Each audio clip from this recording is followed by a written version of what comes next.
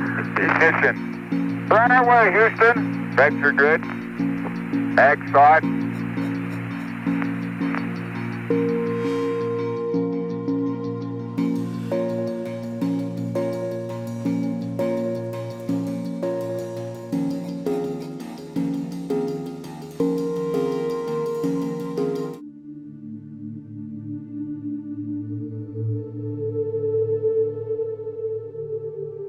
And of course, here's your email conversation with Rick Feinberg.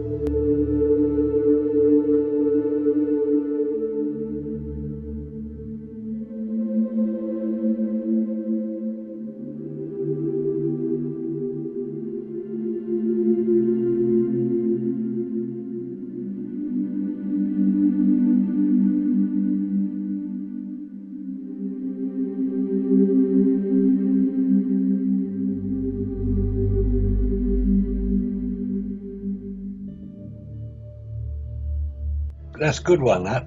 And of course, we'll just go right down through this.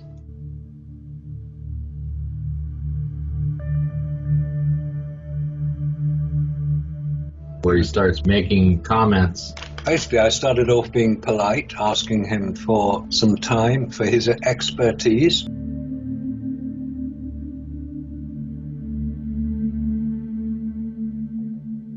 He's the press officer, I believe it is. I don't know if he's retired now, but he was at the time the press officer of the American Astronomical Society.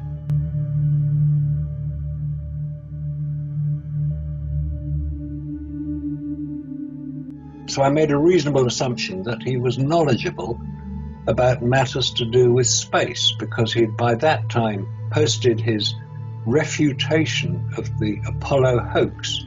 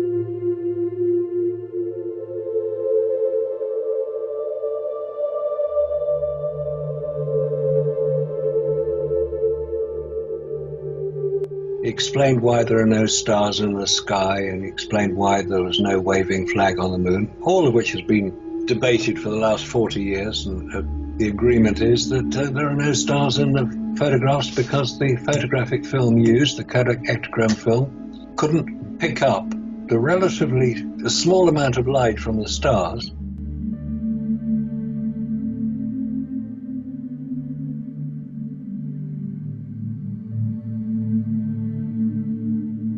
I assume you know about these things. And his first question after I contacted him was, are you writing an article? Presumably in the same line that he was suggesting. And I said, no, Rick, I've got your notes. Read those. If I'm going to read those, I'm sure we will. He answered all his questions. And of course, he has read them. Oh, no, he's finding it on Amazon, so check out what I'm saying. Probably said, I'm interested in discussion with you. Oh, yeah, I thought, that's it. Because maybe he could be the person who would provide me with that piece of evidence that would demonstrate that I was wrong when I said that no humans have landed on the lunar surface.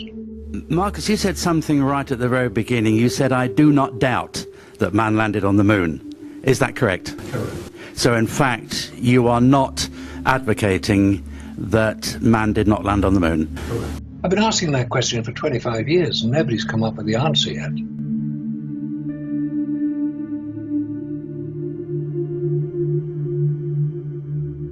What's interesting is today, as we speak, I noticed that the SLS, the Space Launch System rocket, has had its launch scrubbed because it had a leaking hydrogen pipe.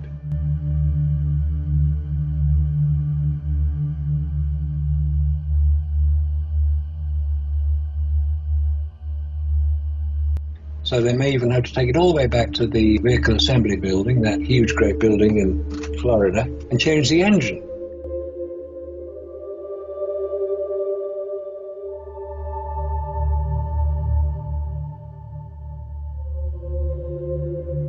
Oh dear, you'd think they'd have worked that one out by now, wouldn't you? But no, they've had 25 years to do it.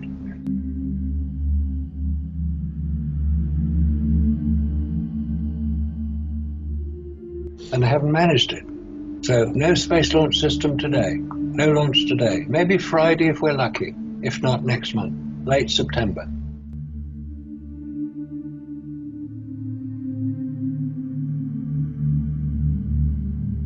So I was hoping that Rick Feinberg could provide me with the definitive evidence for Apollo being for real.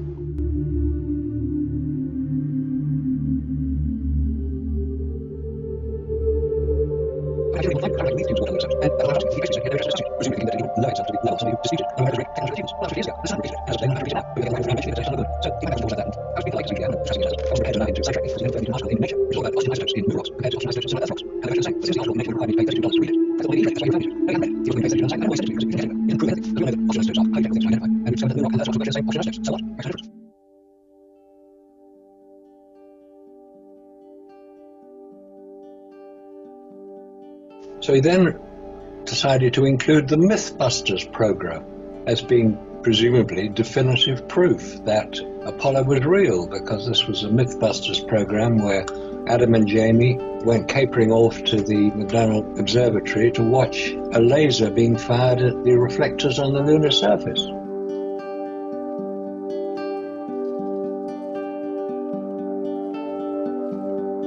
Okay, it breaks down like this. A retroreflector bounces light back at the light source, regardless of the angle. This differs from a mirror where the angle of incidence has to be perpendicular.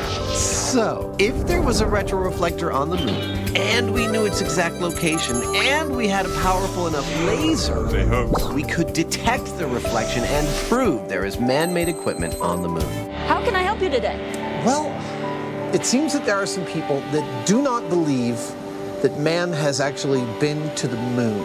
I've met some of them. What do you think? I think they're crazy. Now, we're firing on the order of 200 quadrillion photons per laser pulse at that reflector, and we're getting between 1 and 3 photons back per pulse if we're lucky. Shining our laser at a portion of the moon's surface devoid of all man-made objects, including retroreflectors, known to locals as the lunar highlands. There's the moon. You can see the craters.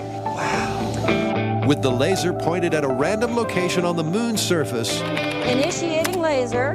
Dr. McMillan pulses 200 quadrillion photons into the night sky. So we're shining the laser on the lunar highlands now, and we're getting nothing back except background light. As expected, the lunar regolith, with its reflectivity index or albedo of approximately 8%, simply scatters the beam, and the sensors back here at the observatory detect no reflected light. Now I'm going to move to Apollo 15. That's the location where Apollo 15 landed on the moon. That is so cool. Initiating laser on retroreflector from Apollo 15. And there's a spike beginning to stand out. Is that it? That's the return from Apollo 15. Light returning from the laser retroreflector at exactly the wavelength and distance that we were expecting. We shined that laser at the moon on the second test, and we got a clear spike back. Photons came back to our receptor. Now, the only way that that could happen is if there was a piece of man-made equipment up on the moon to reflect them back. So get over it. There's no conspiracy here. And they were jumping around with glee at the fact that they got a response back on their equipment.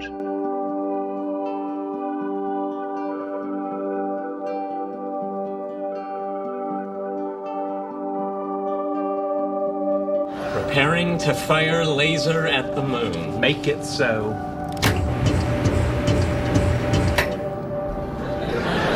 There it is. There's the spike. 2.5 seconds for the light to return. That's the moon. We hit the moon. That's your big experiment? Sudden spike. Adam's jumping about, excited. Oh, look, I got it. What he totally failed to appreciate, and certainly didn't describe in the Mythbusters film, was that it's not an instant reaction.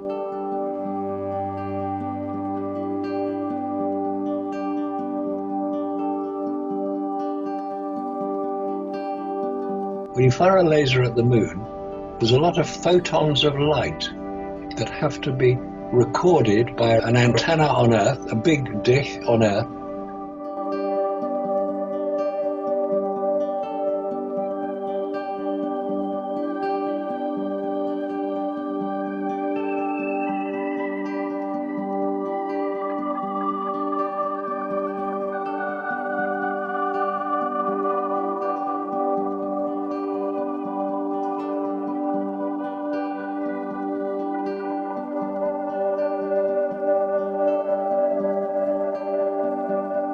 And it takes about 8 hours to record sufficient photons being reflected back from the moon to have enough to record a signal.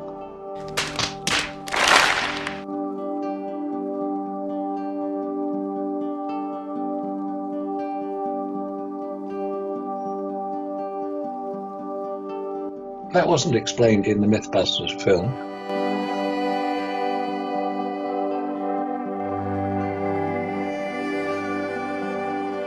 And what was also not explained was that you don't need a reflector on the lunar surface to reflect a laser back. That had been done about 7 years earlier.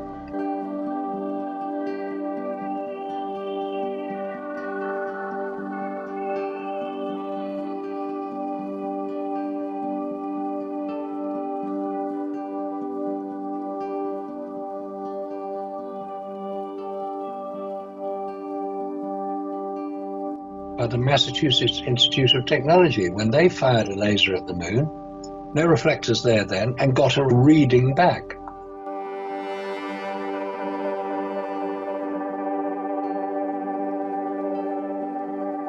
That was 1962. The Soviets did the same thing the following year from the Crimea Astrophysical Laboratory. So quite why Rick Feinberg thought that this was a convincing piece of evidence, I don't know, because it's not.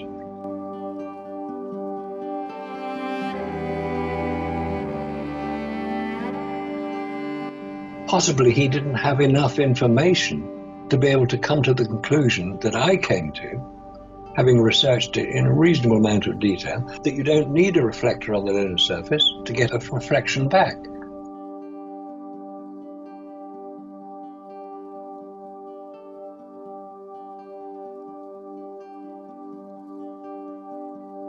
So that is not proof of anything, other than that Adam and Jamie, in their Mythbusters show, and they've already said it is not science, it's entertainment.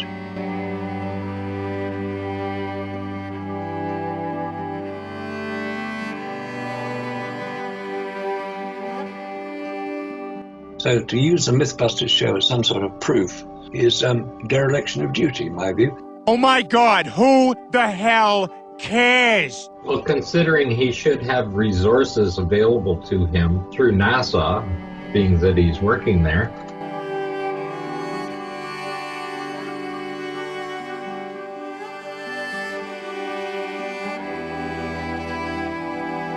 He should have used something that had some credibility to it.